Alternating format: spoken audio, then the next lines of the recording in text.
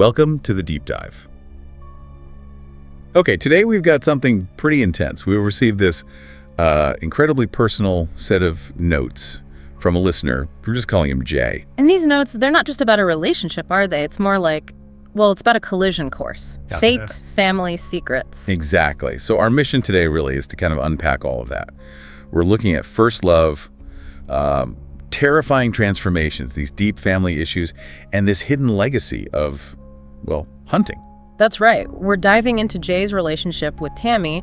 They were high school sweethearts back in Rakers Cove, Maine. Quiet little town. Right. But the conflict here is just staggering. Jay finds out his girlfriend is a werewolf. And, that's bad enough, but his family, they're werewolf hunters. It's baked into his heritage. Wow. Okay, so let's get into this. It starts off almost like a movie script, doesn't it?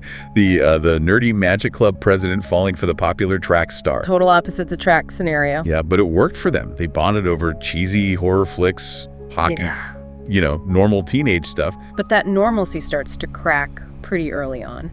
And that's the core of it, isn't it? Yeah. How do you reconcile the person you love? The girl with the golden hair who laughs when you mess up dancing with this thing. A creature that hunts, and crucially, as the notes detail later, a creature that remembers tasting human flesh. It's chilling. That's the journey, the agony Jay's in right now. Yeah. That we need to trace. How did he get from point A to this impossible point B? Well, a lot of it seems to be denial meeting destiny, maybe. You have to look at Rakers Cove first. It's described as this quiet coastal town, almost isolated. Which probably helped their unlikely relationship fly under the radar, at least initially. Exactly. Jay, the introvert, Tammy, the popular athlete, finding common ground in horror movies and Boston hockey, apparently. Yeah, the Bruins. But okay, that stable foundation, it gets its first real shakeup at their high school prom. Jay remembers it so clearly. Oh yeah, the details are sharp. Tammy's in a navy blue dress. They're laughing because he's a terrible dancer. It's pure high school sweetness. Until they leave the auditorium. Then something just switches. And it's immediate, isn't it? He reaches for her hand, and her eyes, usually hazel with that bit of green he likes, they just flash this angry yellow. And she's not even looking at him. She's staring past him, up at the sky. It's a huge visual cue, the first major red flag, you could say.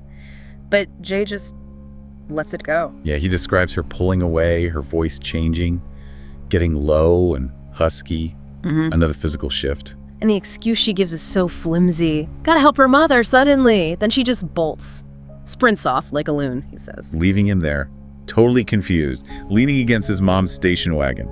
Classic rejected teenager moment, but with this weird edge. And this is where the moon comes in for the first time. Even if he writes it off, he notes the pale light of the pregnant moon. Right, and then he hears it from the woods nearby. A wolf howl. Which he takes personally, almost like it's mocking him. But he doesn't connect the dots. Not yet. He files it away. He rationalizes. He thinks, okay, maybe it's her mother. I need to understand her mother, Belladonna. And Belladonna.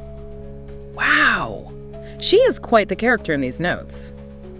Eccentric doesn't quite cover it, does it? Not at all. The description of her home is key. It's this rundown trailer out in some kind of commune, surrounded by dusty plants and exotic-looking weeds. Not exactly a manicured lawn. And her porch, decorated with bindles of hair and herbs.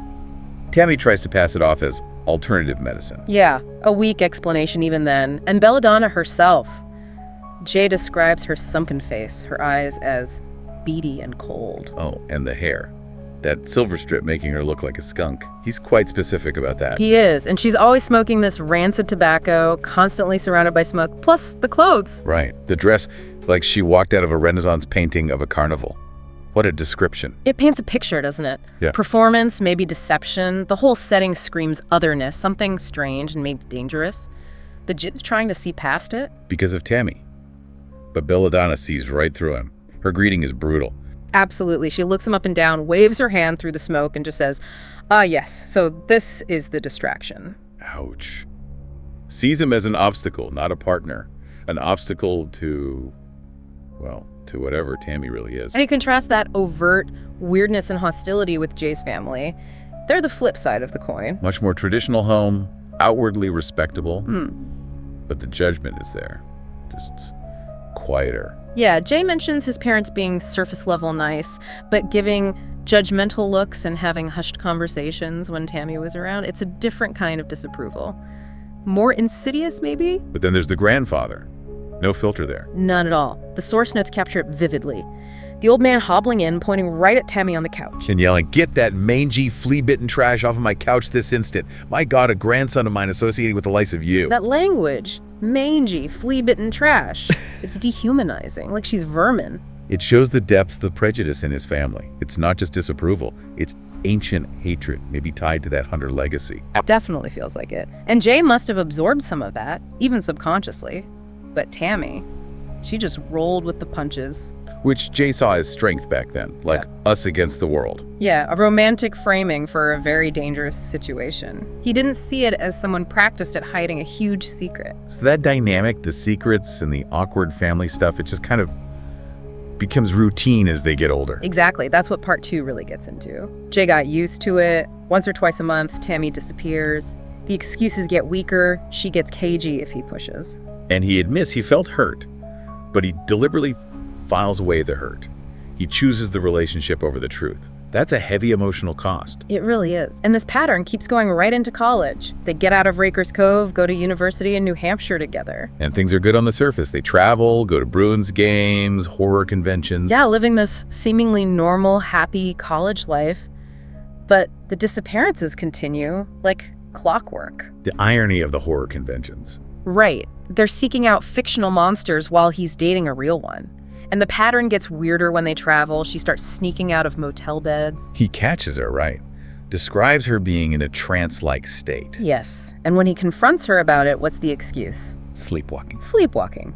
But Jay himself notes the pattern in his writings. He literally connects the dots. Sleepwalking, once or twice a month, during a full moon. He knew. On some level, he absolutely knew, but couldn't accept it. The denial was powerful. It let him hold all the pieces without ever assembling the picture because the picture was too terrifying. Their whole relationship was balanced on his refusal to see. Until it wasn't balanced anymore. Things finally fell apart just a few weeks ago, according to the notes, triggered by the blood moon. Which Jay just describes as a bigger moon, kind of reddish. But this time, Tammy didn't just vanish for a night. No, it was a whole week. No calls, no texts answered, just silence. Total panic mode for Jay. So he goes back to the one person who might know something. Belladonna. And she's zero help. Worse than zero help. Dismisses his panic with weird astrology stuff. Yeah, Tupertot tells him, "She will return unharmed. Worry not, Nebunesque. I have foreseen it in the eyes of the Crimson Luna." Nebunesque. Jay notes he doesn't know what it means. It sounds maybe Romani. It definitely marks him as an outsider, doesn't it? The fool meddling in things he doesn't understand. Absolutely. It reinforces that Tammy and her mother belong to this other world with its own rules, its own language, possibly centered around the moon. So Jay's just stewing in frustration. And then Tammy finally shows up back at her mother's trailer, her excuse this time. Lost hiking for a week. Right. Plausible? Not really.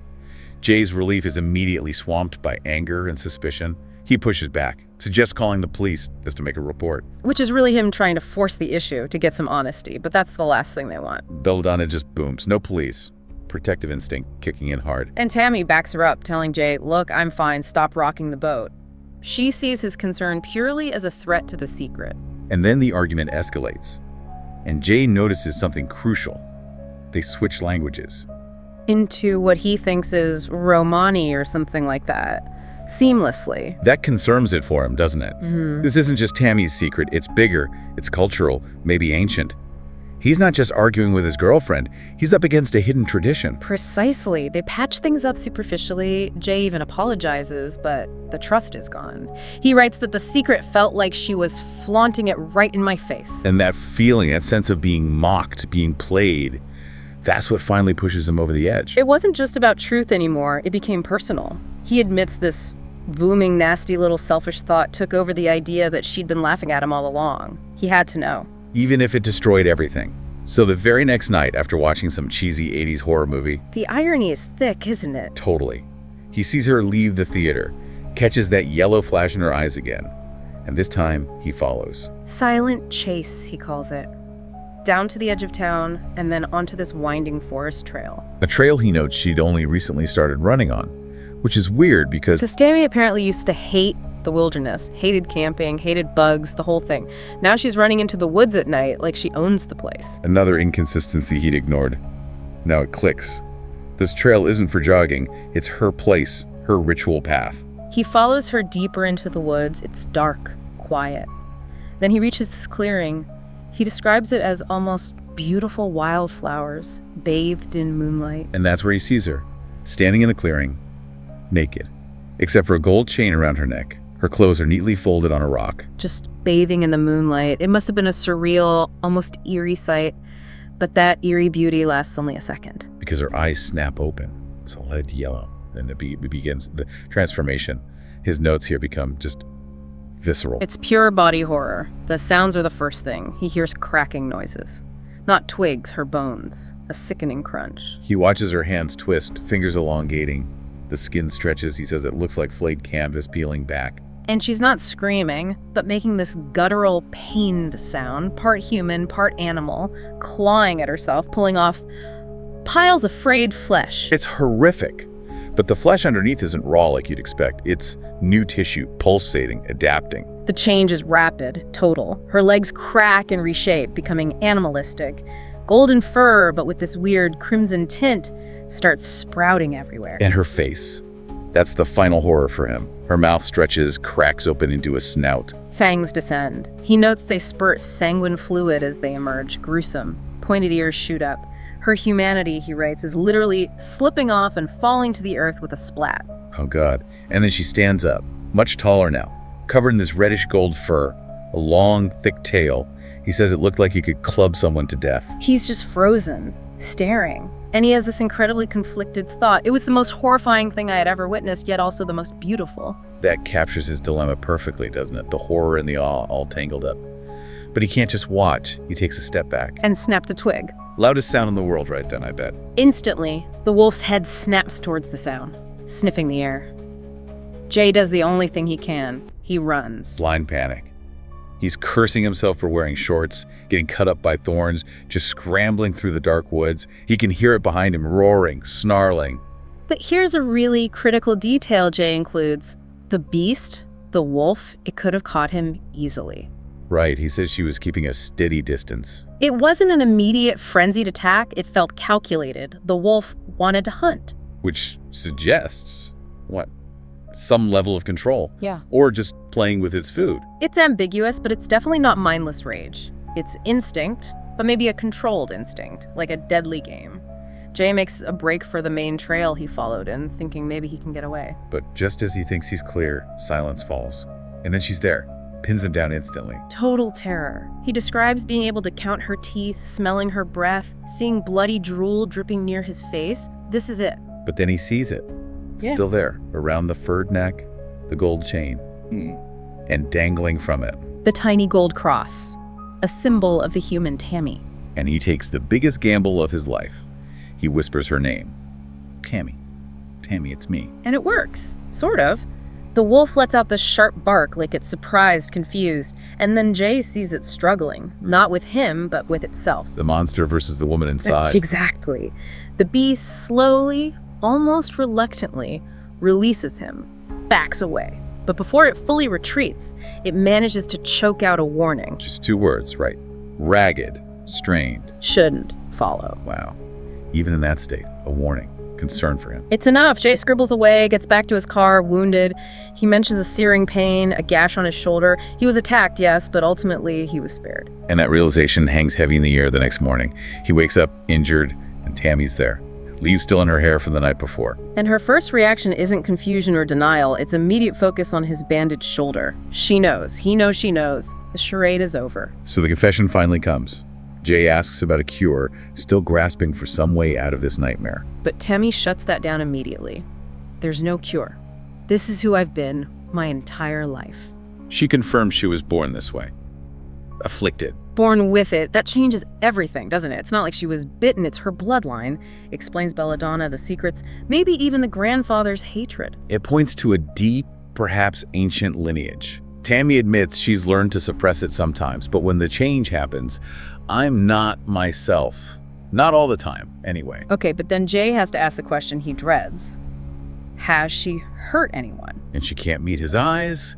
She looks away, admits there were others. Just hearing that must have been devastating.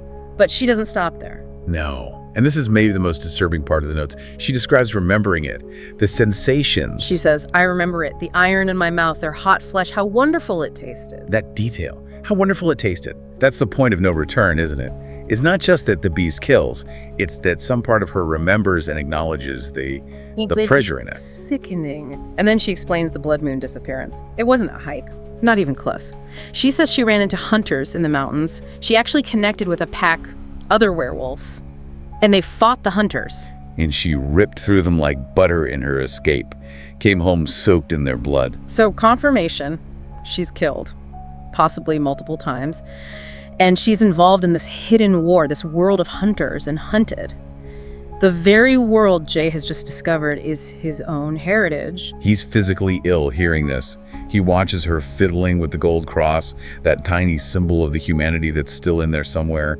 He reaches out, maybe instinctively, but when she takes his hand. He flinches. He can't help it. That physical recoil says everything his words won't. But he does say something. He lies. Tells her, Tammy, I love you. Nothing will ever change that.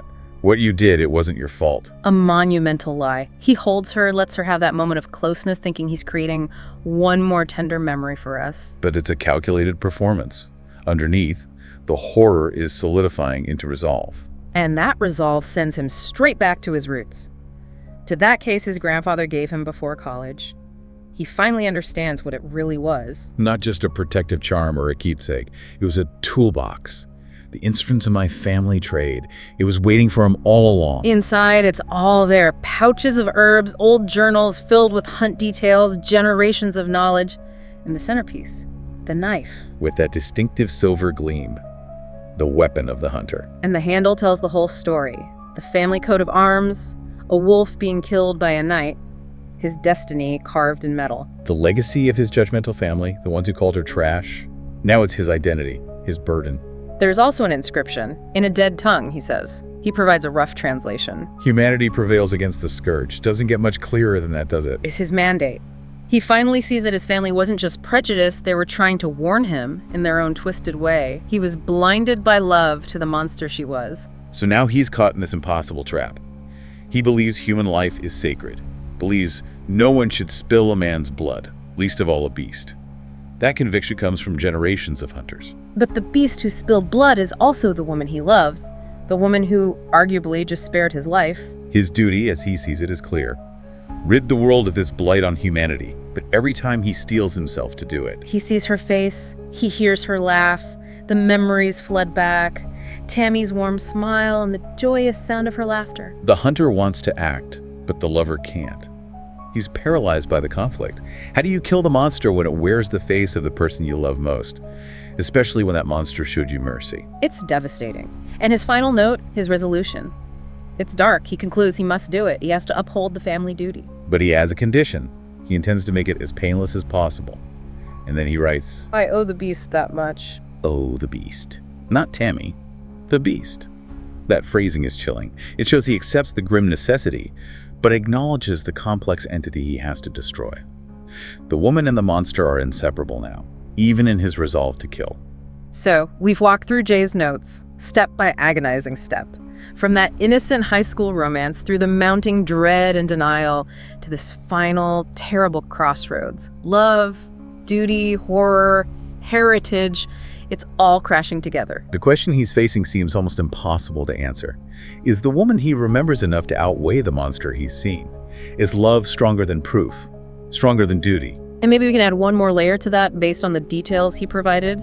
We know the wolf didn't kill him when it could have. It hunted, yes, but it held back. Right. And the woman inside fought through to deliver that warning. Shouldn't follow. An act of protection almost. So here's the thought we want to leave you with. If this blight on humanity, this creature Jay feels compelled to hunt, is also capable of restraint, of love, of issuing warnings to protect someone, does that change things? Does that complexity alter the definition of monster? And if the beast showed mercy, does the hunter's ancient duty still demand death without question? That's the knot Jay is tied in. And it's something profound to consider as you look at your own sources, your own stories of conflict and complexity.